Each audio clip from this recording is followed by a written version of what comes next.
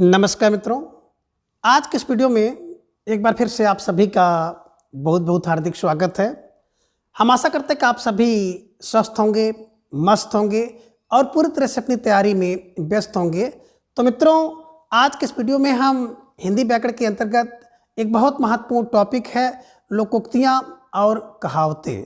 तो आज के इस वीडियो में हम लोकोक्तियों और कहावतों से संबंधित सभी महत्वपूर्ण और संभावित प्रश्नों को व्याख्यात्मक तरीके से हल करेंगे और इसके साथ इन्हें ट्रिक की सहायता से याद करने का भी प्रयास करेंगे। तो हम आशा करते हैं कि वीडियो आप सबके लिए बहुत ही महत्वपूर्ण होने वाला है, इसलिए इस वीडियो को आप लोग अंत तक जरूर देखें। चैनल पर नए हैं तो चैनल को सब्सक्राइब कर लें और इसके साथ ही अगर आपको थोड़ा सा भी उचित लगे तो इस वीडियो को अपने जो परिचित लोग हैं उनके पास भी शेयर करें। तो जैसा कि स्क्रीन पर आप देख पा रहे हैं, लोकोक्तियाँ या कहावतें संपूर्ण प्रश्नोत्तरी, और आज की इस प्रश्नोत्तरी का पहला प्रश्न है कि निम्न में असंगत विकल्प है, यानी कि इसमें असंगत विकल्प कौन सा है उसी का चयन आपको करना है। विकल्प ये कह रहे हैं कि लोकोक्तियाँ वाक्यांश होती हैं, यह संगत है, या फिर विकल्प बी लोकोक्तियाँ वाक्य होती हैं, यह संगत है। अब विकल्प सी लोकोक्तियों को कहावतें भी कहते हैं, ये असंगत है, या फिर विकल्प डी लोकोक्तियों में कोई कथा छुपी होती है, यह संगत है। तो आपको जवाब देना है। प्रश्न संख्या 1 आप सबकी स्क्रीन पर है, तो आप सबको सोच समझकर जवाब देना होगा और धीरे धीरे ढेर सारे भाई बहनों का जब आगे अक्षर विकल्प ए को लाग किया जाए, लोकोक्तियाँ वाक्यांश होती हैं, ये असंगत है ना। बात करें लोकोक्तियों के, तो लोकोक्ति का मतलब होता है कि लोक की उक्ति यानी कि कथा, और जब आप इसको कहेंगे तो उसमें एक छोटी सी कथा छुपी होती है ना। तो वाक्यांश की बात करते हैं तो मुहावरा वाक्यांश होता है ना, बल्कि लोकोक्ति की बात करें तो ये वाक्य होता है। तो जिन भाई बहनों का जवाब विकल्प ये था, बिल्कुल सही जवाब और बेहद सुंदर तैयारी आप सबकी यहाँ पर दिख रही है। तो इसी तरह से आप सबको अपनी तैयारी को बेहतर से बेहतर करना है ना, ये ध्यान में रखिएगा। बात करें लोकोक्तियाँ, बिल्कुल वाक्य होती हैं, सही है। लोकोक्तियों को कहावतें कहते हैं, बिल्कुल सही है।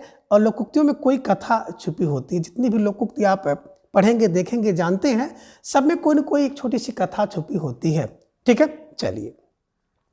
प्रश्न संख्या 2 है कि अंधा क्या चाहे दो आंख, लोकोक्ति का अर्थ होगा, यानी कि अंधा क्या चाहे दो आंख, इस लोकोक्ति का अर्थ क्या है। विकल्प ये कह रहे हैं कि मूर्ख की कमाई दूसरे ही खाते हैं, विकल्प बी एकमात्र सहारा, विकल्प सी आपात्र से मदद मांगने का व्यर्थ परिश्रम, और विकल्प डी है इच्छित वस्तु की प्राप्ति होना।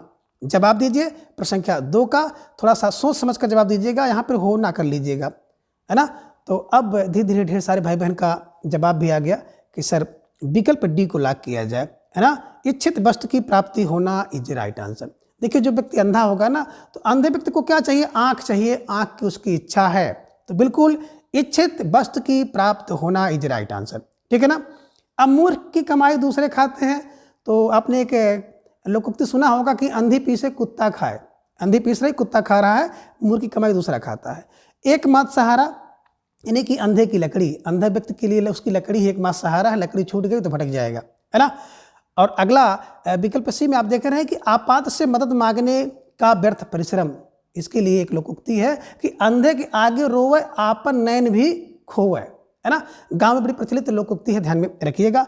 तो फिलहाल जिन भाई बहनों का जवाब विकल्प डी था, बिल्कुल सही जवाब, है ना, ये ध्यान में आप रखिएगा।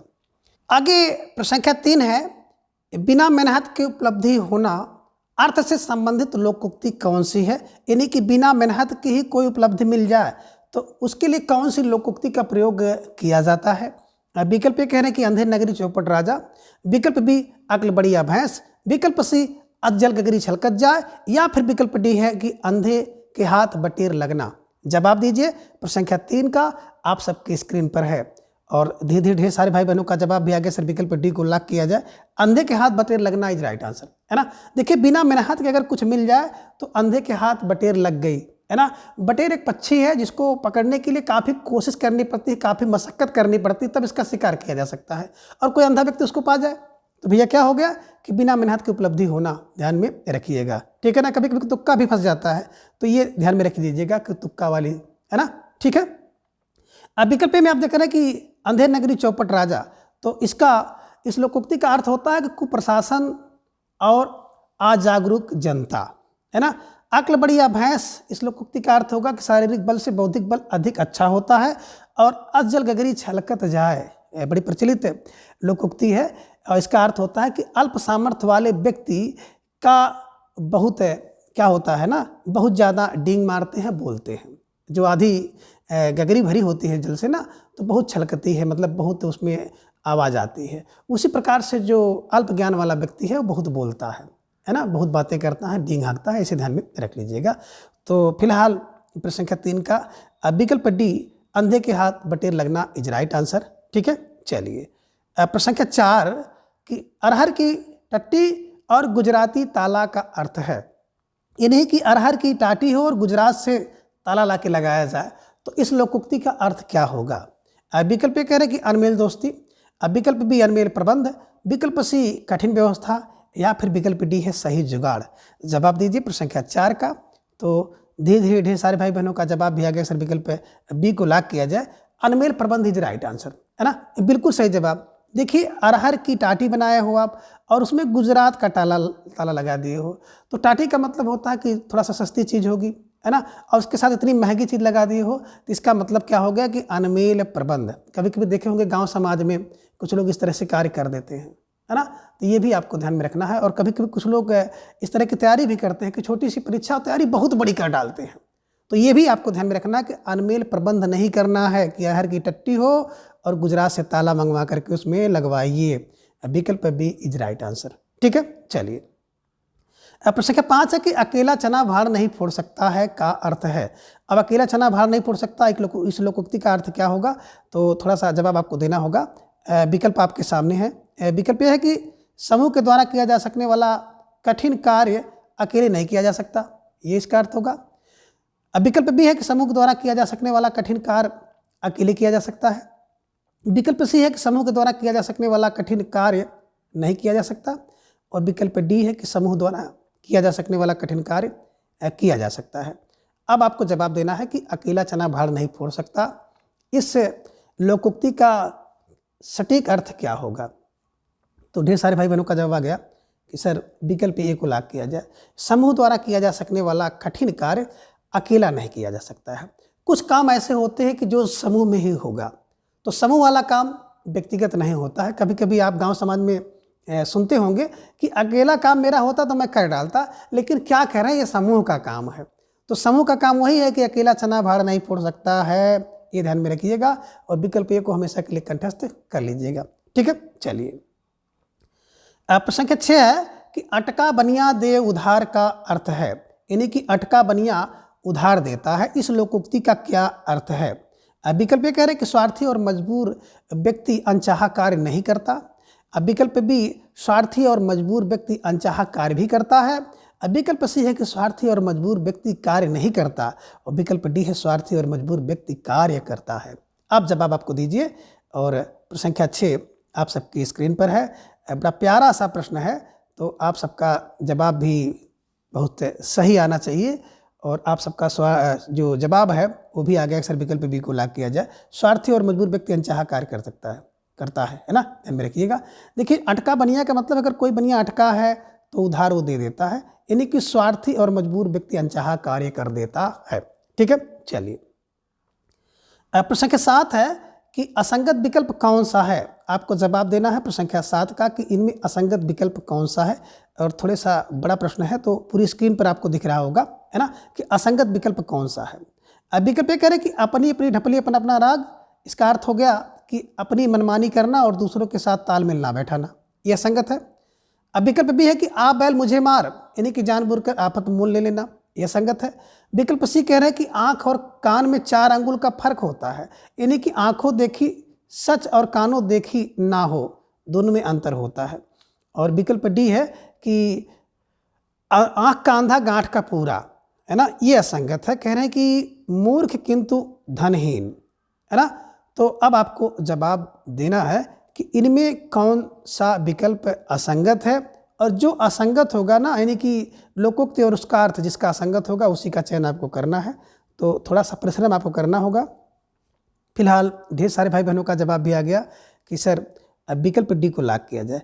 आँख का अंधा गांठ का पूरा, इसका मतलब होता है कि मूर्ख किंतु धनहीन नहीं होता है, धनवान। ये ध्यान में रखिएगा कि धनी आंख का अंधा है लेकिन गांठ का पूरा है। व्यक्ति मूर्ख तो है लेकिन धनवान है, ये ध्यान में रखिएगा। और कभी कभी कुछ लोग ऐसे व्यक्ति की भी शादी भी करवा देते हैं, कहते धनी भले मूर्ख है, पागल भले है लेकिन धनी है। तो आंख का अंधा गांठ का पूरा, मूर्ख किंतु धनवान, यहाँ पे धनहीन था, इस कारण से ये विकल्प असंगत था और आप सबका जवाब भी बिल्कुल सही रहा। अपनी ढपली अपना अपना राग, तो बिल्कुल अपनी मनमानी करना, दूसरे के साथ तालमेल ना बैठाना, सही है। आ बैल मार, तो आ बैल मुझे मार, इसका मतलब हो गया जानबूझकर आफत ले लेना। मैं बैल को आप खुद निमंत्रण करो भैया आओ मारो, तो इसका मतलब है जानबूझकर आफत मोल लेना। और आँख और कान में 4 अंगुल का फर्क होता है, यानी कि आँखों देखी और सच दोनों में फर्क होता है। आँखों देखी और सुनी दोनों में अंतर होता है। आँख देखी बात और कान से सुनी हुई बात दोनों में फर्क होता है, ध्यान में रखिएगा। तो जिन भाई बहनों का जवाब विकल्प डी था, ये बिल्कुल सही जवाब। प्रश्न संख्या 8 है कि गुण के विपरीत नाम किस लोकोक्ति का अर्थ है। अब एक अर्थ जो होगा, किस लोकोक्ति का अर्थ होगा गुण के विपरीत नाम, है ना, कि नाम गुण के विपरीत हो। अब किस लोकोक्ति का अर्थ है। अब विकल्प कह रहे हैं कि आँख का अंधा गांठ का पूरा, तो उसको भी अभी अपने देखा कि मूर्ख किंतु धनवान हो, है ना। विकल्प बी है कि आँख का अंधा नाम नयन सुख। अब विकल्प सी आँख के आगे नाक सूझे क्या खाक, या फिर विकल्प डी है कि आगे कुआं पीछे खाई। किस लोकोक्ति का अर्थ है गुण के विपरीत नाम। जवाब दीजिए प्रश्न संख्या 8 का। तो धीरे धीरे ढेर सारे भाई बहनों का जवाब भी आ गया कि सर विकल्प बी को लॉक किया जाए। आँख का अंधा नाम नयन सुख, है ना, नाम नयन सुख है, आँख से अंधा है, यही गुण के विपरीत नाम है। बिल्कुल आप इसको सही कर सकते हैं। आँख का अंधा गांठ का पूरा भी आपने देखा कि मूर्ख किंतु धनवान। आँख के आगे नाक क्या सूझेगा खाक, इसका अर्थ है कि यथार्थ स्थिति से अनभिज्ञ होना। अब आगे कुआं पीछे खाई, आगे कुआं हो पीछे खाई हो तो दोनों तरफ संकट है, ये ध्यान में रखिएगा, दोनों तरफ संकट, ठीक है। तो फिलहाल जिन भाई बहनों का जवाब विकल्प बी था, बिल्कुल सही जवाब है, ठीक है। चलिए प्रश्न संख्या 9 है कि आगे नाथ ना पीछे पगहा लोकोक्ति का क्या अर्थ है। आगे ना तो नाथ हो ना तो पीछे कोई पगहा लगा हो, तो इस लोकोक्ति का अर्थ क्या है। अब विकल्प कह रहे हैं कि पूर्णतः अनियंत्रित। अब विकल्प बी है कि आधा तीतर आधा बटेर। विकल्प सी है दोहरा फायदा और विकल्प डी है दोनों तरफ मुसीबत। तो आगे ना तो नाथ है ना पीछे पगहा है, इसका अर्थ क्या होगा। तो बिल्कुल आप सबका जवाब भी आ गया कि सर विकल्प ए को लॉक किया जाए, पूर्णतः अनियंत्रित इज राइट आंसर। और गांव में आप लोग सुने होंगे ना, कहते हैं कि इनके आगे न नाथ न पीछे पगहा है, मतलब इन्हें कोई रोके टोके वाला नहीं है। ये पिताजी बाहर रहते हैं, मम्मी की चलती नहीं है, तो ध्यान में रखिएगा कि पूर्णतः अनियंत्रित, ना आगे नाथ है ना पीछे पगहा है। आधा तीतर आधा बटेर, है ना, तो इसके लिए आपने एक मुहावरा सुना होगा कि आधा तीतर आधा बटेर कहते हैं, दो मिलना, है ना, अनमेल दो मिलना, ध्यान में रखिएगा, यानी कि बेमेल संयोग, बेमेल संयोग। दोहरा फायदा, एक पन दुई काज हो जाए तो दोनों तरफ मुसीबत का, आगे कुआं पीछे खाई, भी आपने देखा ही है। तो जिन भाई बहनों का जो जवाब था विकल्प ए इज राइट आंसर। प्रश्न संख्या 10 है कि इन तिलों में तेल नहीं लोकोक्ति का क्या अर्थ है। अब इन तिल में तेल नहीं है तो इसका अर्थ क्या होगा। जब कोई तिल हो उसमें तेल ही ना हो तो उसका अर्थ क्या होगा।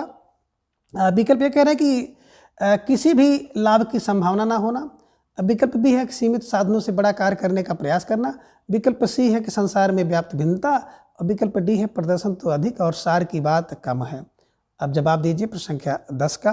तो ढेर सारे भाई बहनों का जवाब आ गया, सर विकल्प ए को लॉक किया जाए, किसी भी लाभ की संभावना ना होना। जब तिल है और तिल में तेल ही नहीं है तो फिर उससे क्या लाभ, है ना, कोई इससे तिल को लेगा नहीं लेगा। तो तिल में तेल ना ही नहीं, तिल में तेल ही नहीं है तो इसका मतलब किसी प्रकार के लाभ की संभावना नहीं होना। सीमित साधनों से बड़ा कार्य करने का प्रयास करना, ये देखिएगा, इसके लिए एक लोकोक्ति है कि इमली के पात पर दंड पेलना, ये ध्यान में रखिएगा। आगे है कि संसार में व्याप्त भिन्नता, ईश्वर की माया, कहीं धूप कहीं छाया, है ना, संसार में भिन्नता होती है, कहीं धूप कहीं छाया है, ध्यान में रखिएगा, ईश्वर की माया कहीं धूप कहीं छाया। और प्रदर्शन तो अधिक है, सार की बात कम है, ऊंची दुकान फीका पकवान, है ना, बचपन से आप पढ़ते आ रहे हैं। तो फिलहाल जिन भाई बहनों का जवाब विकल्प ये था तो ये सही जवाब है। प्रश्न संख्या 11 है कि ऊँट के मुंह में जीरा लोकोक्ति का क्या अर्थ है। ऊँट के मुंह में जीरा, ऊँट बहुत बड़ा होता है, उसके मुंह में जीरा डाल दीजिए तो क्या अर्थ होगा। जवाब आपको देना है। आवश्यकता की तुलना में पूर्ति करना, पूर्ति। विकल्प बी है आवश्यकता की तुलना में अधिक पूर्ति। विकल्प सी आवश्यकता की तुलना में कम पूर्ति, या फिर विकल्प डी है आवश्यकता की तुलना में ही पूर्ति। जवाब दीजिए। प्रश्न संख्या जो है 11 आप सबके स्क्रीन पर है और धीरे धीरे ढेर सारे भाई बहनों का जवाब आ गया। सर विकल्प सी को लाभ किया जाए। आवश्यकता की तुलना में कम पूर्ति। ऊँट के मुंह में जीरा डालिए, ऊँट का मुंह बड़ा है, जीरा छोटा है, तो आवश्यकता उसको ज़्यादा थी, कम पूर्ति हुई। ये ध्यान में रखिएगा, स्टार लगाकर इसे अपने नोटबुक में दर्ज कर लीजिएगा। वेरी वेरी मोस्ट इंपॉर्टेंट लोकोक्ति है ना, 20 बार परीक्षा में पूछी जा चुकी है। ठीक है, चलिए। प्रश्न संख्या 12 है कि आगे कुआं पीछे खाई लोकोक्ति का क्या अर्थ है। अब आगे कुआं हो पीछे खाई हो, इसे लोकोक्ति का अर्थ क्या होगा।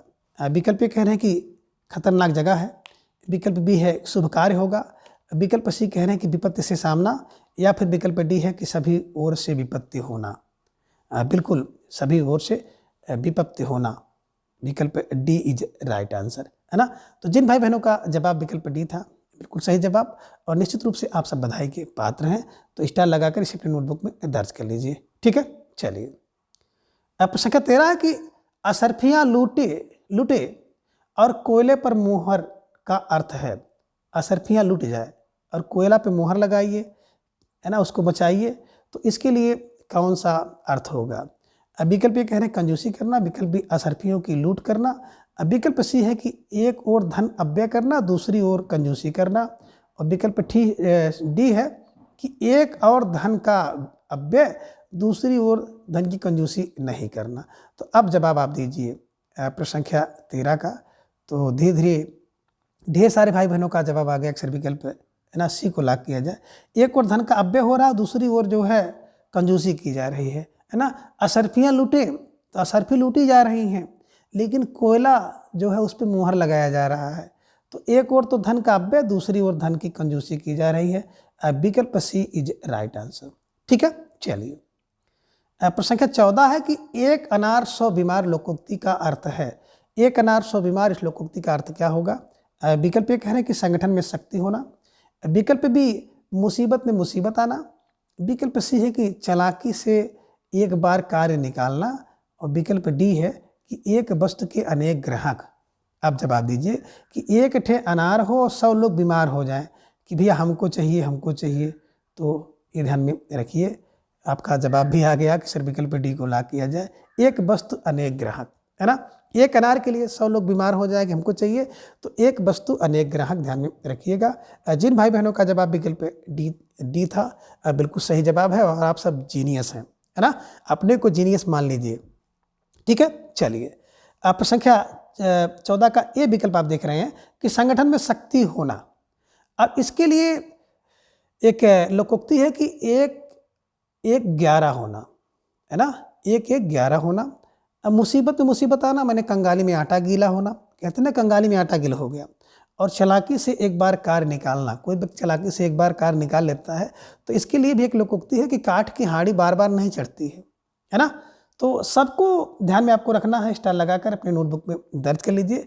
और ढेर सारे भाई बहन हमारे साथ प्रत्येक दिन सुबह 7 बजे जुड़ते हैं, अपनी तैयारी को बूस्ट करते हैं, तो उन सब भाई बहनों को बिल्कुल धन्यवाद और बहुत बहुत आभार। और इसके साथ ही कुछ ऐसे भी भाई बहन हैं जो बाद में वीडियो को देखते हैं, तो उन भाई बहनों को भी बहुत बहुत धन्यवाद, बहुत बहुत आभार।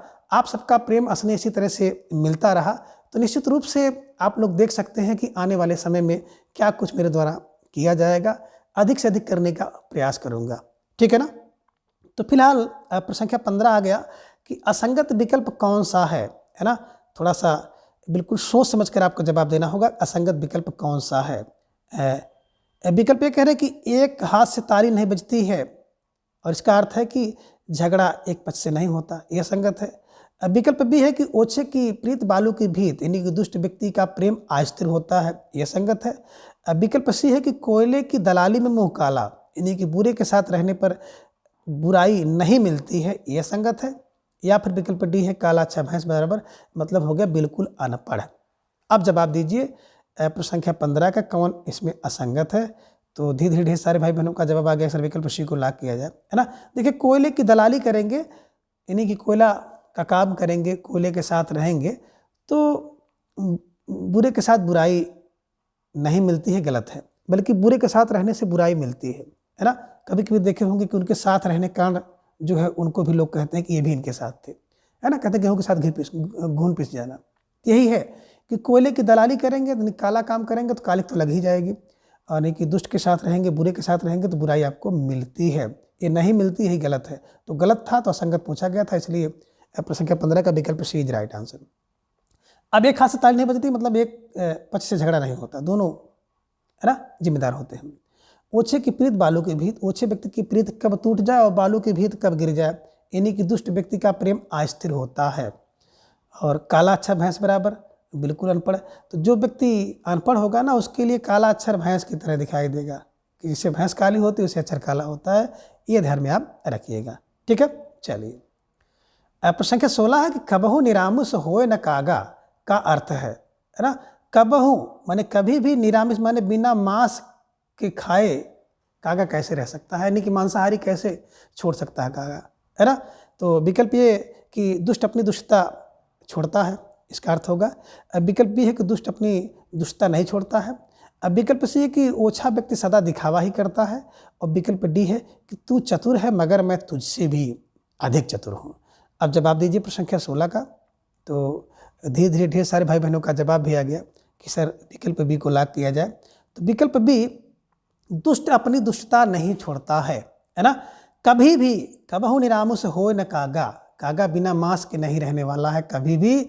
तो दुष्ट व्यक्ति जो है ना वो अपनी दुष्टता नहीं छोड़ता है। जैसे कुत्ते की दुम होती है ना, हमेशा टेढ़ी रहती है, वैसे कबहू निरामिष होए न कागा, ठीक है, ये ध्यान में रखिएगा। तो जिन भाई बहनों का जवाब विकल्प बी था, है ना, बेहद सुंदर जवाब, अच्छी तैयारी आप सबकी दिख रही है। यहाँ पे देख रहे हैं ना कि ओछा व्यक्ति सदा दिखावा ही करता है, तो इसका मतलब होता है कि थोथा चना बाजे घना, है ना। और तू चतुर है तो मैं तुमसे अधिक चतुर हूँ, इसका मतलब हो गया कि तू डाल डाल मैं पात पात, है ना, ध्यान में रख लीजिएगा। इससे भी प्रश्न आपकी परीक्षा में पूछे गए हैं। तो ढेर सारे प्रश्न तो ऐसे हैं कि जिसे विकल्प के रूप में आप समझ सकते हैं। और इस प्रश्नोत्तरी पर थोड़ा सा बिल्कुल हम समय दे रहे हैं, समय देना भी जरूरी है, क्योंकि यहाँ से ढेर सारे प्रश्न आपकी परीक्षा में पूछे जाते हैं। और एक बार अगर आप ढंग से पढ़ लेते हैं तो निश्चित रूप से कभी भी ये प्रश्न अगर आपके सामने दिखाई दे दिया तो निश्चित रूप से आप उसको सही बना पाएंगे, ठीक है। चलिए आ गया प्रश्न संख्या 17 कि मान ना मान मैं तेरा मेहमान का अर्थ है ना। मान चाहे ना मान मैं तुम्हारा मेहमान हूँ, है ना। अब जवाब दीजिए, मैंने इसका अर्थ ओपन कर दिया। अब इसमें आपको विकल्प हल करने में कोई असुविधा नहीं होगी, है ना। बिल्कुल सबसे बड़ी चीज़ तो है कि जब भी प्रश्न को आप पढ़ें तो प्रश्न को बिल्कुल ध्यान से पढ़ें, उसका अर्थ जानें। अर्थ जान गए तो आधी काम आपका बन गया, आधा काम, है ना। तो मान ना मान मैं तेरा मेहमान का अर्थ क्या होगा। विकल्प ए कह रहे कि जबरदस्ती गले पड़ना। विकल्प बी है सदा एक समान। विकल्प सी है आश्रयदाता पर रौब जमाना। या फिर विकल्प डी है कि मेहमान बहुत मान पाता है। अब आपका जवाब आ गया कि सर विकल्प ए को लाख किया जाए, है ना। जबरदस्ती गले मड़ना इज राइट आंसर। मानो या ना मानो हम तुम्हारे मेहमान हैं, बस ध्यान में रखिएगा, जबरदस्ती गले पड़ना इज राइट आंसर, ठीक है। चलिए प्रश्न संख्या 18 है कि दुधारू गाय की लात भली लोकोक्ति का अर्थ है।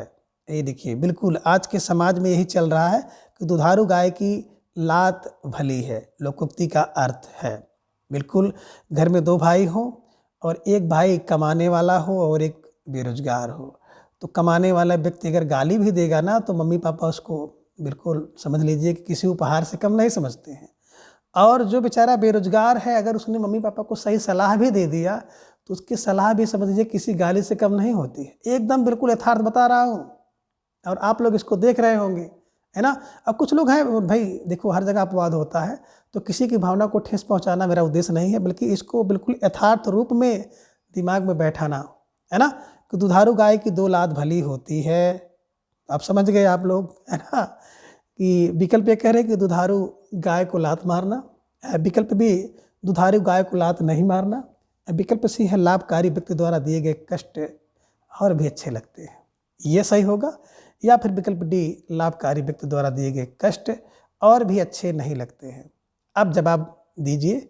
और आपने जवाब बड़ा सुंदर दिया कि सर विकल्प सी को लॉक किया जाए, लाभकारी व्यक्ति द्वारा दिए गए कष्ट और भी अच्छे लगते हैं। ये सही है। ठीक है, चलिए। और हम लोग भी कम नहीं हैं। माँ बाप अगर अच्छे पद पर, अच्छे वहदे पर हैं, अच्छा कमाते हैं, तो उनका सम्मान बहुत अच्छा होता है। और थोड़ा सा किसी कारण बस अगर अच्छी जॉब नहीं मिल पाई, अच्छे इनकम के स्रोत नहीं हैं, तो हम लोग भी उनके साथ वैसे व्यवहार करते हैं, जबकि नहीं करना चाहिए, है ना। तो ये भी आपको ध्यान में रखना है। लाभकारी व्यक्ति द्वारा दिया गया कष्ट, है ना, और भी अच्छे लगते हैं। तो प्रश्न 18 का विकल्प सी इज राइट आंसर। प्रश्न संख्या 19 है कि जहर का घूंट पीना का अर्थ है। बिल्कुल। विकल्प ये कह रहे हैं कि गलत कार्य करना, विकल्प बी भूल से विष पी लेना, विकल्प सी है कठिन काम करना, और विकल्प डी है असहाय स्थिति को सह लेना। बिल्कुल संख्या 19 का जवाब आपको देना है। प्यारा सा लोकोक्ति है कि जहर का घूंट पीना, और धीरे धीरे ढेर सारे भाई बहनों का जवाब आ गया कि सर विकल्प डी को लॉक कर लीजिए, है ना। असहाय स्थिति को सह लेना इज राइट आंसर। बिल्कुल, पड़ोसी कुछ भी कहता है, व्यंग मारता है कि इलाहाबाद रह जाएंगे, होना होना नहीं है सिलेक्शन, है ना। और कुछ लोग तो ऐसी हैं हमारी बहनें कि जिनकी नंद लोग, भाभी लोग ताना मारती हैं कि बिल्कुल बुढ़ाई जी है लेकिन नौकरी नहीं मिली, शादी नहीं हुई। तो बिल्कुल यही है कि असहाय स्थिति है लेकिन सह जाते हैं। तो असहाय स्थिति को सह लेना होता है कि सह ले रहे हैं, जवाब आपको सिलेक्शन लेकर दिखाएंगे। ठीक है ना। तो ये बिल्कुल, और ऐसी चीज़ें बिल्कुल सुननी भी चाहिए, क्योंकि सुनने से आपके अंदर कहीं ना कहीं एक मोटिवेशन जरूर आता है कि अब की बार दिखा देना है।